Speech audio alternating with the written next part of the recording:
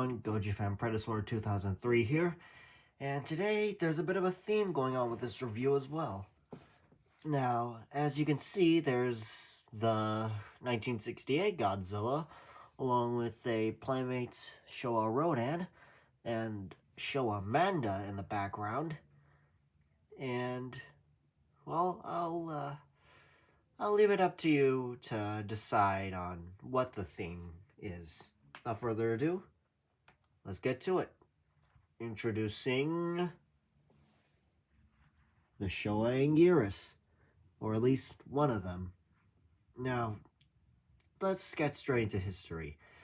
The first Anguirus showed up in Godzilla Raids Again, which featured another Godzilla and his very first opponent ever, Anguirus. Of course, he looked a bit different in that movie, and it's hard to find a figure that looks like the one in that movie.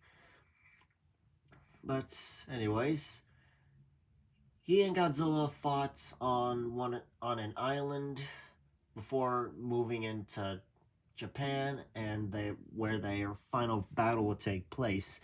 And Osaka did not survive the onslaught, I'm afraid, as when both monsters made landfall, they started to wreak havoc, and eventually Godzilla got the upper hand, and Anguirus, he roared to the point where the castle started to crumble, and after he crashed into the castle, he tried to run, but he didn't get very far, and Godzilla just burned him away with his atomic breath. Now, it would be quite some time until the next Anguirus incarnation came to be, and that would be in Destroy All Monsters, which this one is based upon. Now, in Destroy All Monsters, he's shown to be living on Monsterland, and after the Keloks invade, they take control of Anguirus and all the other monsters, and Anguirus was wreaking havoc off screen, and all the other monsters were doing the same thing. Now, later on in the movie, the humans decide to go to Mount Fuji and attack the Kilok base, only to find Godzilla around there, along with Anguirus as the acting guard dogs to the base. And, well, it could have gone better for the humans. I mean, in that movie, their aim was terrible, and to be honest, I'm starting to think that they're the real reason why cities get destroyed and not the monsters at this point.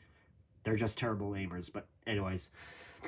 After the monster's mind control has been set free, all the kaiju move around Mount Fuji and try to attack the Kilok base, but then King Ghidorah comes around and Anguirus gets into the fight. Starts to bite on King Ghidorah, to the point where one of his necks bleeds blood, and he's still biting on that neck until he falls and hits the ground, creating a sort of hole, and apparently the Kilok's base was underground, but that's for later. Anyways, after he falls to the ground, King Ghidorah comes in and stomps him into the ground. However, he gets back up soon afterward, and Anguirus rejoins the fight and attacks King Ghidorah once again, this time on the same head that he bit, but in a different spot. And then Godzilla came in and started to stomp on one of the heads after Gorosaurus kicked King Ghidorah to the ground, and, well, after that, when King Ghidorah was defeated, all the monsters went back to Monster Island or Monsterland, whichever one it is, and they all lived out the rest of the days in peace. Now, there's a bit of a continuity problem with Destroy All Monsters and the other Godzilla movies, since they show Monster Island and Monsterland in any of them. Anyways, his next appearance would be in All Monsters Attack, and there he's just shown a few seconds in stock footage of him within the valley that he was in, but with a few different roars. Now, after that, moving on to Godzilla vs. Gigan, his next appearance.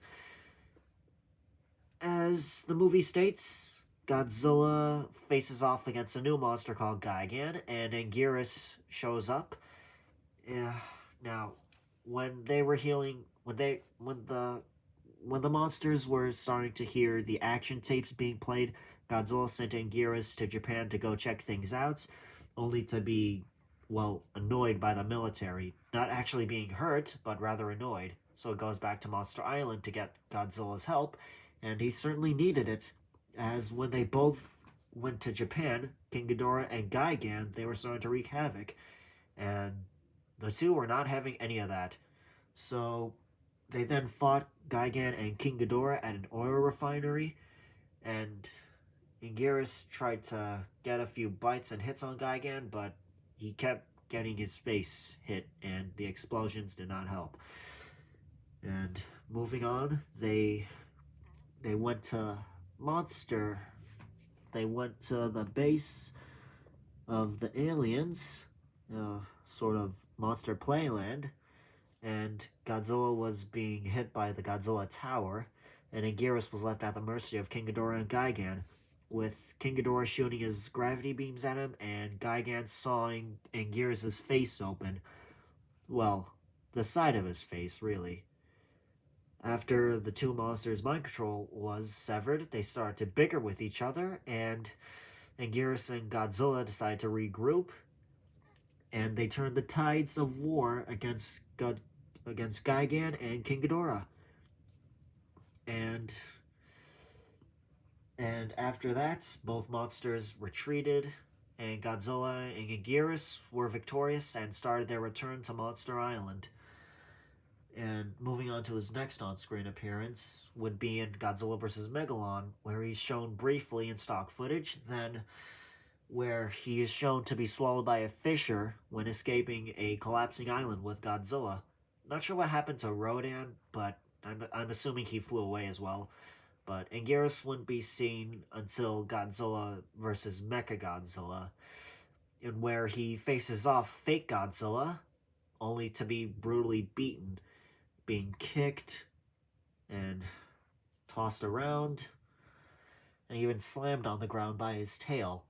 Then eventually, fake Godzilla grabbed Anguirus by the jaw and broke it to the point where it bled out, and after that, Anguirus basically, after that, he was not seen again, though he was successful in calling the original Godzilla, and, well, fake Godzilla and the real Godzilla faced off, and the fake Godzilla turned out to be Mechagodzilla. So, yeah. I have heard that Anguirus has recovered after that, so that's good to know. But so far, that's all of Anguirus' history. Now let's get on to this figure in particular. Now, as you can see, this one has been through some stuff, as the paint is starting to chip off. Hang on. There we go. Some of the paint on the spikes is starting to chip off due to age, along with the nails. As hopefully you can see that. Yeah, the nail paint is chipping off. The horns. This one has a broken horn, as you can see, but that's fine. Not too bad. Along with the tail spikes over here. Now, the only issue I have with this is that the tail isn't long enough, but that seems about fine. Everything else about it seems good. He can, let's see here, he can rotate his front legs.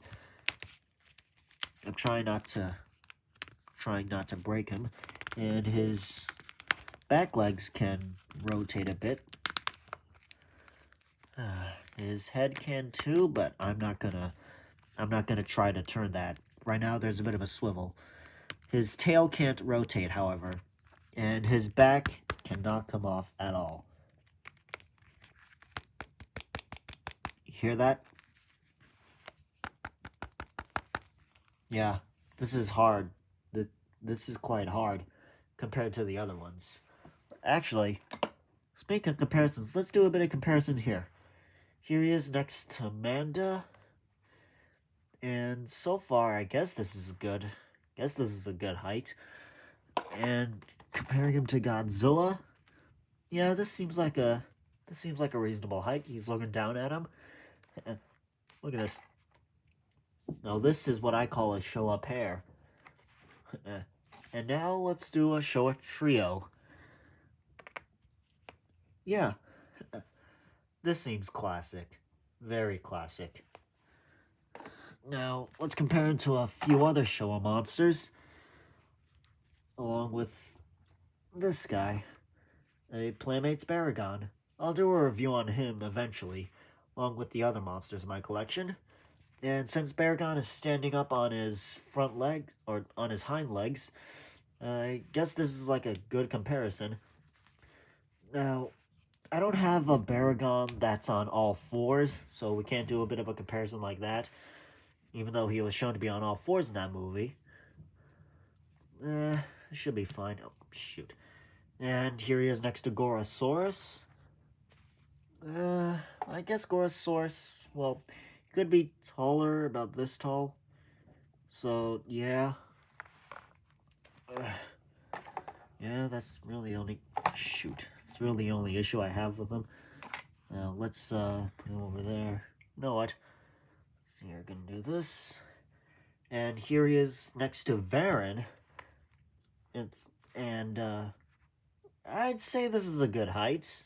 Varan should probably be a bit smaller, but this seems like a good height. This seems like a... Yeah, it seems good. So, yeah, I'm gonna put him back there. And let's compare him next to this Mothra. And, yeah, I'd say this is a... Seems like a fair comparison. Again, Mothra should be at least this bigger, but it's fine. Or this is probably a good height, since that Mothra in Destroy All Monsters was quite small. And here he is next to Gomora. Or a Gomora, really. Yeah, this seems like a decent... This seems decent. Let's see here. I'm trying to put him... There, jeez. There we go. Now, having all of them in this setting, this seems quite nice. And for detail, well, you can obviously see the spikes on his carapace, so that's good. And he has a lot of bumpy, sort of crocodilian or reptilian type of leather type of skin over here from his head to his underbelly. Then over on his limbs, these kind of look like scales, along with his tail, and his feet don't end in scales, so that's good. And you can certainly see the detail in the teeth, if you can, let's see here, come on. And some of the paint is chipping off on the teeth as well, in case any of you are wondering. There we go. You can see the little teeth within his jaw are sculpted in there, even though it's completely closed, and this does not look bad at all. Along with the detailing on the eye. I like how they painted it to the point where it kind of looks like it's sculpted in. I like how they make that illusion. Yeah, his head crests are pointing upward, so that's good. The only detail I don't like is how short his tail is, but I'm sure a lot of people don't like that. Well, anyways, that seems to be it for Showa Anguirus. I have another Anguirus, but that one is of the Millennium. And showing him next to the other Showa monsters here, yeah, it's not too bad, but it is quite good. And this Anguirus is actually one of my favorite figures in the collection. I will admit that, since I do have a knack for Showa monsters. So yeah. Now, okay, that'll be it for this video. Be sure to like, comment, subscribe, hit the bell icon so you never miss any uploads. And I will see you all till then. So stay safe, and I'll catch you later. Or I'll see you till then. Anyways, till next time.